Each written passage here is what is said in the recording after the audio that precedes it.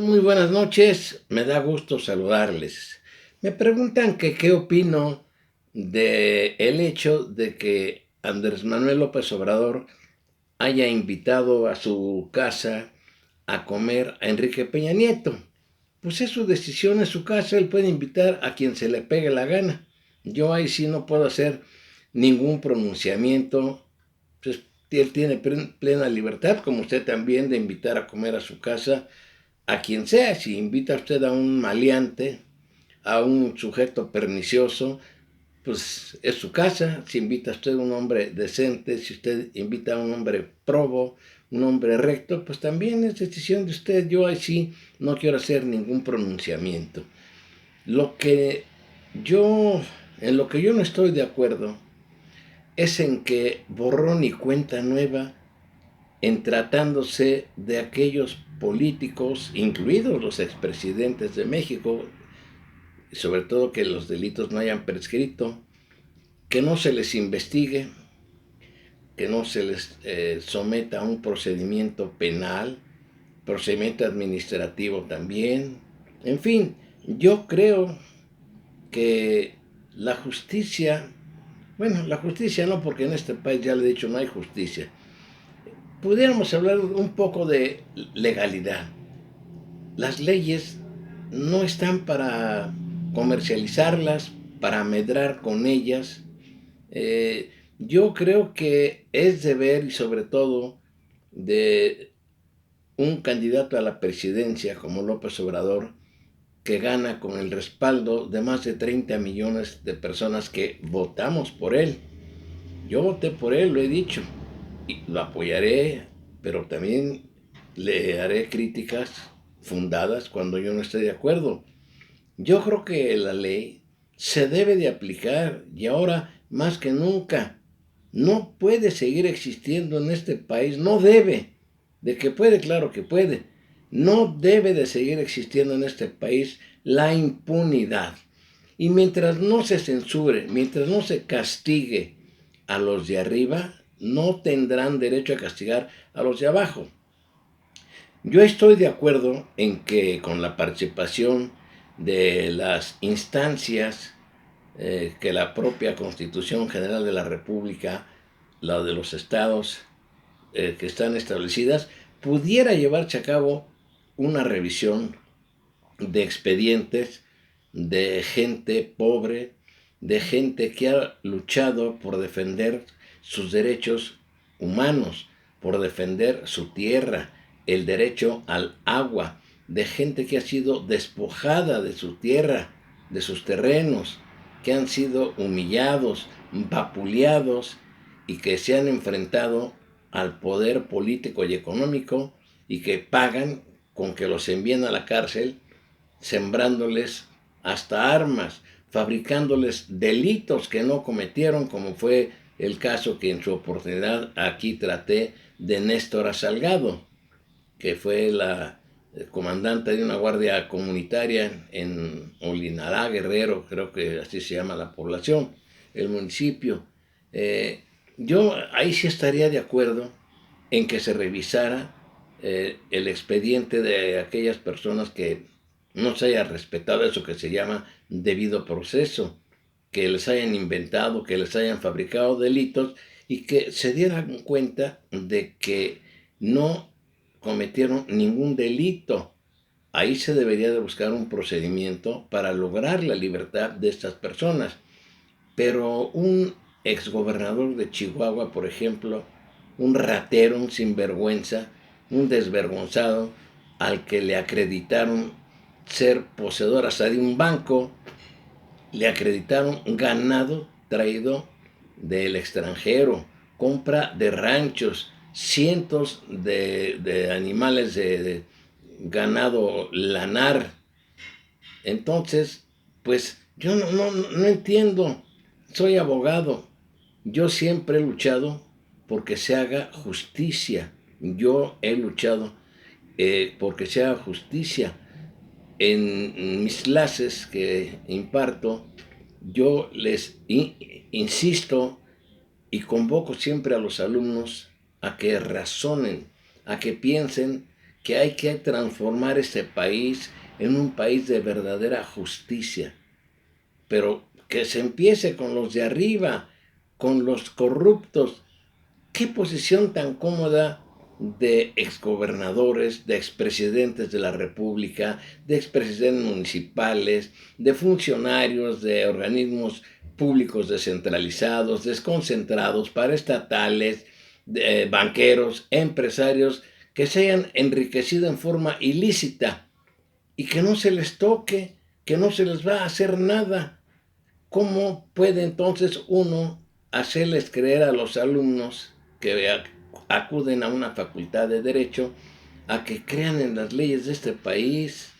No, no puede ser. Mire, estos días he estado leyendo cosas muy importantes de Benito Juárez, varios libros de él, de Benito Juárez, que pues a través de los años he adquirido para compenetrarme bien del pensamiento jurídico, político, filosófico de Benito Juárez.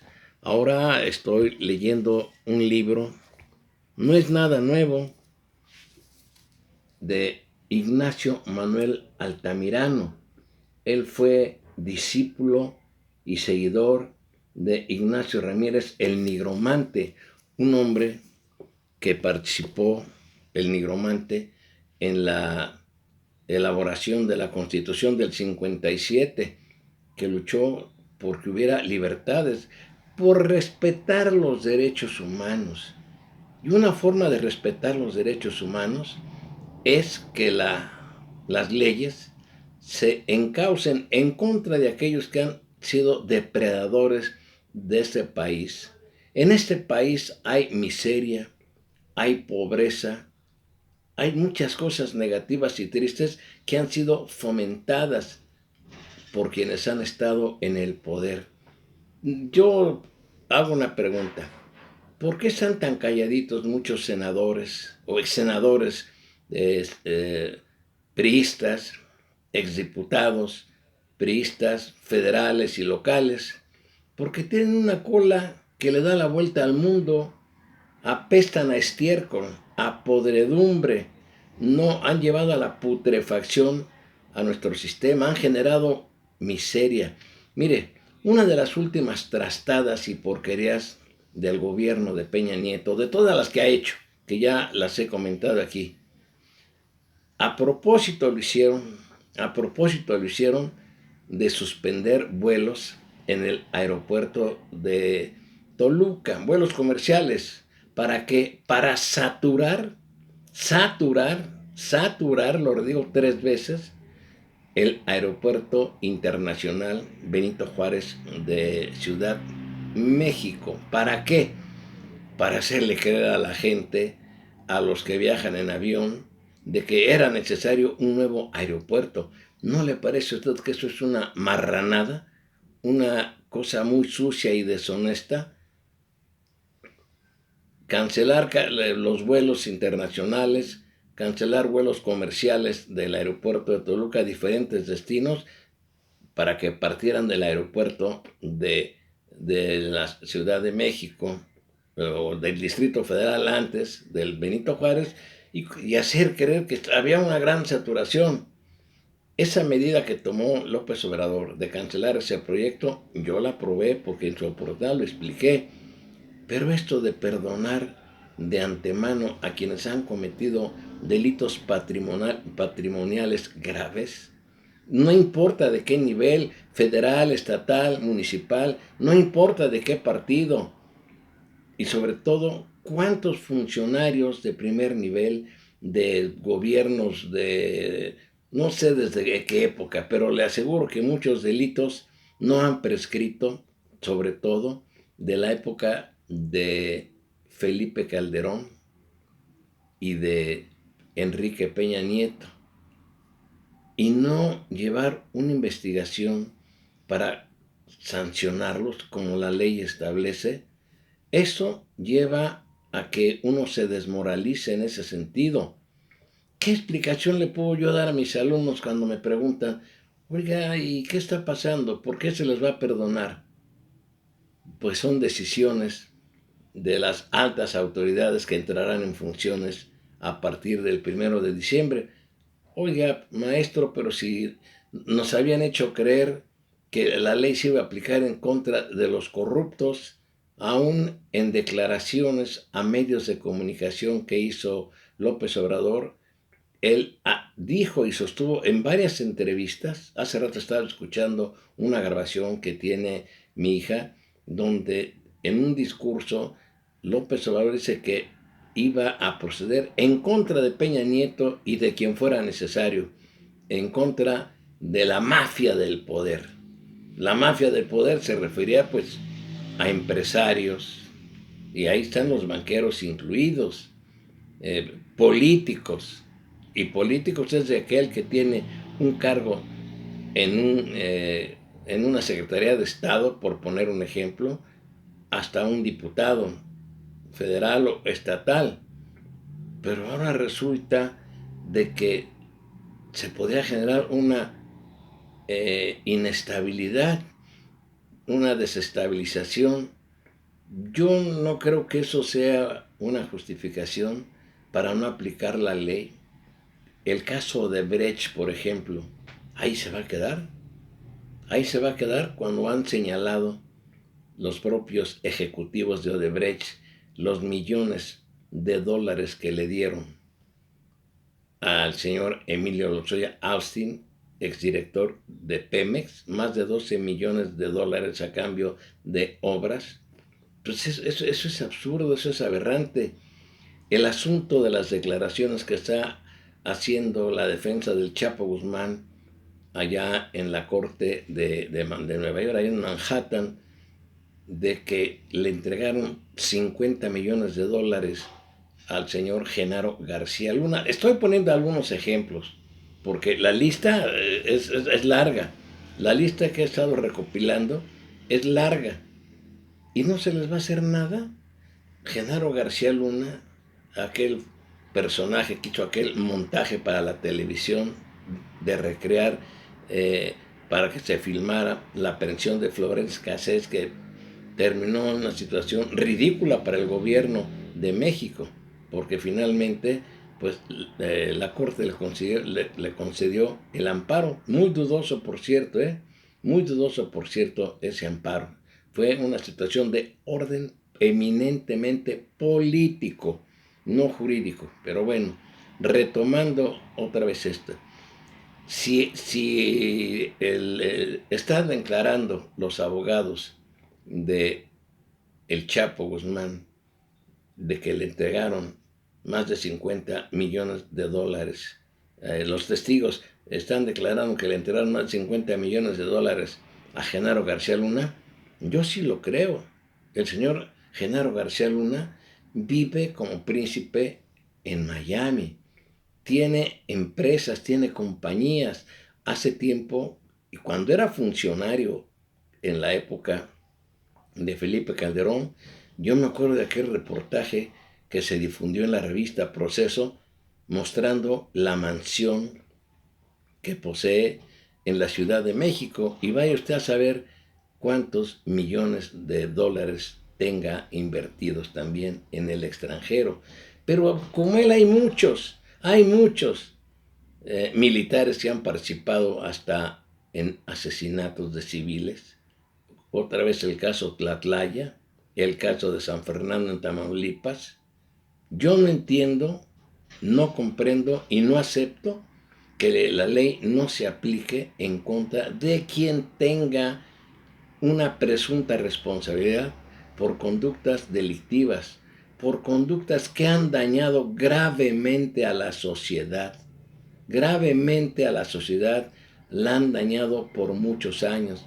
Simplemente aquí en Michoacán se desaparecieron 2.500 millones de pesos del Seguro Popular. Usted visita el Hospital Civil de la ciudad de Morelia, ya usted da cuenta que estamos viviendo allá por 1920 y tantos. No hay suficientes camas, no hay ni siquiera regaderas adecuadas, no hay medicamentos, no hay médicos suficientes. y que yo sepa, a nadie se le ha castigado aquí. Y como este caso hay infinidad. ¿Cuántos funcionarios o exfuncionarios del Seguro Social, del ISSSTE, de la Comisión Federal de Electricidad, se han enriquecido? Se han enriquecido con contratos de obra, con contratos con empresas que le venden servicios, insumos, en fin, cantidad de cosas. Sobra para donde usted voltee que en México ha habido una brutal y terrible corrupción. Y si no son sancionadas estas personas, el desencanto va a venir pronto. La gente se va a molestar. Repito, yo entiendo que se ayude a aquel contra el que se actuó injustamente, aquel en contra de quien le hayan sembrado presuntas pruebas, que le hayan fabricado un expediente falso, con testigos falsos, como el caso de Ayotzinapa. Resulta que un tribunal federal de Tamaulipas declaró y concedió el amparo a favor de 4 que, según la PGR, el señor Murillo Karam y el señor Cerón, decían que eran los principales actores en la desaparición de los jóvenes de Ayotzinapa, de los 43 estudiantes. Pues con esta decisión de un tribunal federal de concederles la libertad, pues se viene abajo una mentira monumental que fue fabricada por el gobierno de Peña Nieto. Y esto es muy grave, esto es gravísimo. Yo insisto, yo estoy en contra de una decisión de esa magnitud, de borrón y cuenta nueva. De borrón y cuenta nueva. Hay que aplicar la ley. Ya te repito, ni la justicia ni eso que abren la boca como cocodrilos para hablar de Estado de Derecho. ¿Cuál Estado de Derecho? Que se aplique simple y sencilla y llanamente la ley. Que no se convierta tampoco en cacería de brujas. Yo aseguro que también hay funcionarios que fueron probos en el desempeño de su función en alguna dependencia federal, estatal, municipal. Pero hay sinvergüenzas. Aquí lo ve uno en Morelia, de personas que hace no muchos años vivían con modestia. Todos tenemos derecho a vivir bien, desde luego.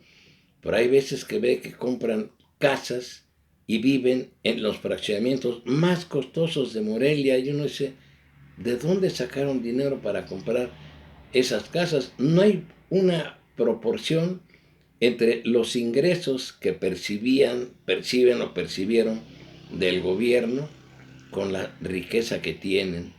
Y esto debe de ser investigado, debería, desde un gobernador hasta niveles más bajos. Pero yo de veras que me asombro con esta situación de que borrón y cuenta nueva. Eso no se vale. Buenas noches.